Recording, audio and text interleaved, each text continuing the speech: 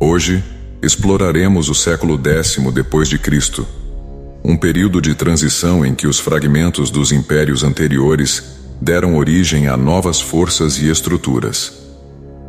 Neste tempo de incertezas, a Europa buscava estabilidade entre invasões e reorganizações, enquanto o mundo islâmico enfrentava divisões internas. Prepare-se para desvendar as histórias de sobrevivência, inovação e os primeiros vislumbres de uma nova ordem. O século X depois de Cristo foi um dos mais complexos da história medieval.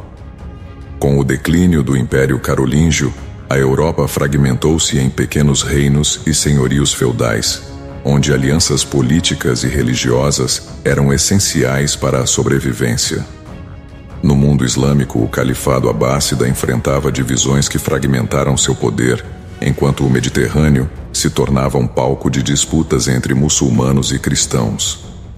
Neste episódio, mergulhamos em uma era onde o caos se misturava à reconstrução, e onde os primeiros indícios do renascimento europeu começavam a surgir. O Império Carolíngio, dividido pelo Tratado de Verdun em 843, desintegrou-se ainda mais no século X.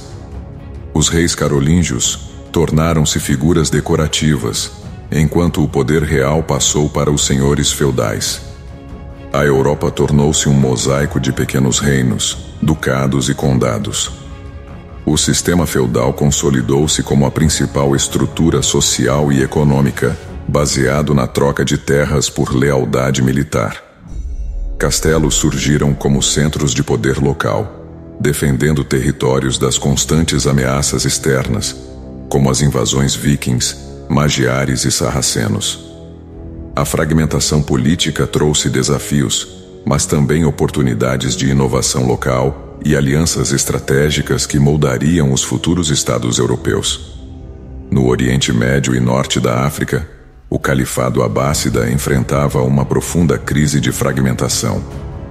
Novos califados rivais, como o Califado Fatímida no Egito e o Califado de Córdoba na Península Ibérica, emergiram desafiando a supremacia de Bagdá.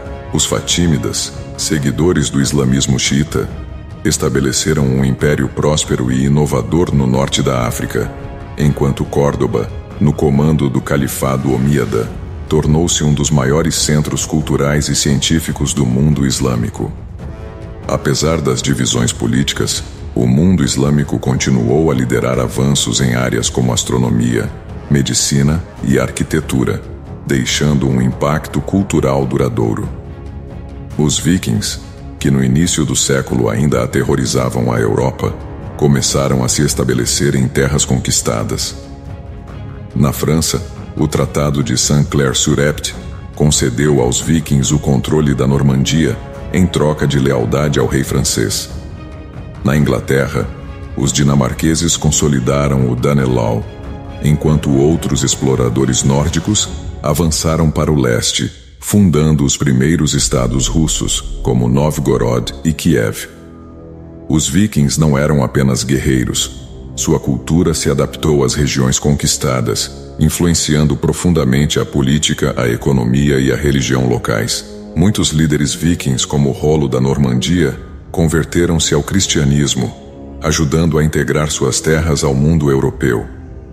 Em um mundo fragmentado, a Igreja Católica emergiu como uma força de estabilidade. Mosteiros continuaram a ser centros de aprendizado, preservando manuscritos e transmitindo conhecimento para as próximas gerações. O monasticismo beneditino foi revitalizado com a fundação de Cluny, que se tornou um modelo de reforma e espiritualidade para a Europa. O papado, embora ainda fraco politicamente, começava a recuperar sua influência.